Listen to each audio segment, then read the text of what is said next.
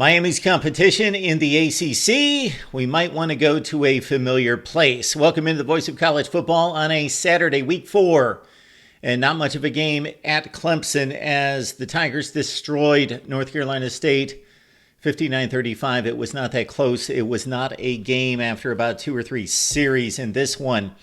So Clemson, North Carolina State, the Wolfpack have not won in Death Valley since 2002. However, they had won 2 of the last 3 heading into this contest. Obviously, both of those on the road, including 24-17 last year. Okay, NC State, their situation, 9-3 team last year, nowhere close to where they were and have been under Dave Doeren the last few years. They bring in Grayson McCall, who's accounted for over 100 touchdowns in his career, over 12,000 yards, and he's out day to day, and an undisclosed injury, and also called dinged up by Dave Doeren. Maybe he's just not playing well. The transition from Group of 5 Coastal Carolina to the big time has not been kind to Grayson McCall. He was thrown around like a rag doll. It was not all his fault against Tennessee, but NC State is fielding its worst team in years. Once again, check out our plus or minus 3 projections here at the Voice of College Football. NC State, a prime candidate for the minus 3 this season, of course, coming off again 9-3. And this has been a team that has been on the brink of contention under Doeren the last 5 or 6 years in the ACC, trying to win its first conference since 1979. They are not up to the challenge. It was C.J. Bailey, the freshman, who came in for Grayson McCall against Louisiana Tech, down 11, hit 13 of 20 for $156 to lead the comeback against Louisiana Tech, which would have been a huge disaster for this program. They won at 30-20. The disaster came this week when Clemson got the ball first. Cade Klubnik right down the field. They gave him easy throws to make early. The out routes were working. He was on time. He was on target. And he spread the football around. And Clemson found a passing game against App State.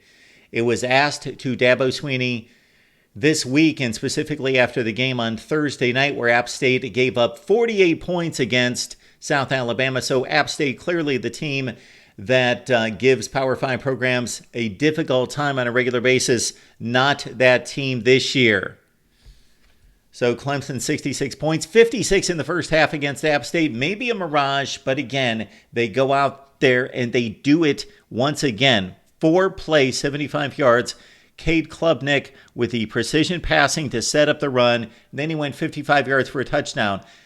NC State is known for its defensive front. Last season, of course, led by Peyton Wilson, had a strong linebacking core, but its defensive front non-existent against Clemson. And it was talked about early in the game that while Clemson got blown out by Georgia 34-3, it was 6-0 at half. The defense played extremely well.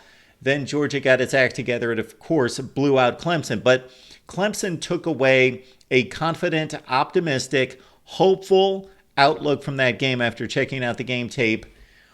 Is it legitimate? I think it is partially. I think that they were trying to make themselves feel better and try to boost the confidence after being beat up by the Bulldogs. But much of that, yes, if you watch the game, Clemson had many self-inflicted mistakes. Now, good football teams learn from that and they correct them. They've done it against what look to be decent opponents on the schedule that have turned out to be bad opponents in App State and NC State. Longest run of Cade Klubnik's career, the 55-yard touchdown to get them on the board. Again, I said he was sharp, 16 of 24 for 209 and 3 touchdowns in this game. Phil Maffa was off to a big start, but unfortunately had to exit the game with an injury with 8 minutes left in the first quarter. It occurred when quarterback Cade Klubnik threw to Maffa for a 4-yard gain on the Tigers' second drive. He landed hard on the football and was checked by trainers.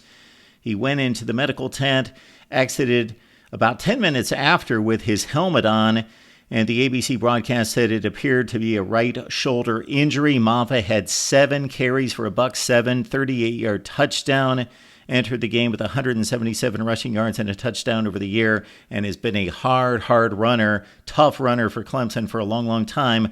Running back Jay Haynes replaced him against NC State. All right, Antonio Williams had 2 touchdown catches. One was a little dink shot where he was completely lost in coverage with Clemson down near the goal line, got lost in coverage. How they lose sight of Antonio Williams, I don't know. But that just magnifies the many issues with NC State. They're basically not playing well anywhere. No unit on the field is playing well for NC State, excluding the wide receivers are good. Casey Concepcion, the other wide receivers, they've got some good wideouts. Noah Rogers, but other than that, nothing there for NC State's working this year. Ashton Hampton had a pick 6 also in the first half that really sprung the leak for NC State was a strip sack by C.J. Parker coming off the edge, picked up by Cade Denhoff. That led to an 18-yard touchdown drive. Clemson also had a 91-yard touchdown drive on just 6 plays. It was a massacre from the beginning. Clemson outrushed NC State to start the game 107-0. They also had a yardage advantage, if that's what you want to call it, 222-43. Terrell had a forced fumble, and that fumble recovery at the NC State 38. Phil Maffa took it in for the 38-yard touchdown, and it was 28-0 at that point, and there was no defense whatsoever. Phil Maffa just ran straight. The hole was wide. It was like the Klubnik play. They took off with the back after the read option, and Klubnik just ran straight down the middle of the field with nobody in his way. That happened several times in this game. And Clemson, again, wins by 24, but they really won by 100. All right, coming up for NC State, again, 9-3 last year. They just want to get to a bowl game, just want to salvage something from the season, maybe make something out of C.J. Bailey at quarterback. He had nice numbers once the pressure was off and this game was in the books. He hit on some passes, and obviously they scored 5 touchdowns. They've got Northern Illinois next week. We know what they're capable of. All right, the rest of the schedule are basically 50-50 games for NC State. They don't have to play Miami, and they've got, of course, their final rivalry game against North Carolina, and we see what North Carolina is giving up a basketball score this afternoon to James Madison. Okay, more importantly for Clemson, taking on Stanford at home next Saturday. Look at what the Cardinal did. Traveling east, that's a difficult thing to do. Play on a short week. Obviously, they did have the bye, I believe, heading into that, though, that they upset Syracuse. Impressive effort by the Cardinal, but much different going to Death Valley. So Clemson, Stanford, and then at Florida State. We thought that that would be one of the games of the year in the ACC. We think differently now. Of course, Florida State is the biggest disappointment in college football. Look ahead to November 2nd. This could be the game that decides the ACC championship game appearance by either Clemson or Louisville. Louisville also with a date at home against Miami. So no Miami on the schedule, and the date against Louisville appears to be the biggest game on the schedule for Clemson. In regards to just showing out for a record standpoint, of course, the date against South Carolina appears to be a more difficult challenge than it did just a couple weeks ago after South Carolina performed against LSU and, of course, blasted Kentucky. Your thoughts about Clemson football right here at the Voice of College Football. Please like the video and subscribe.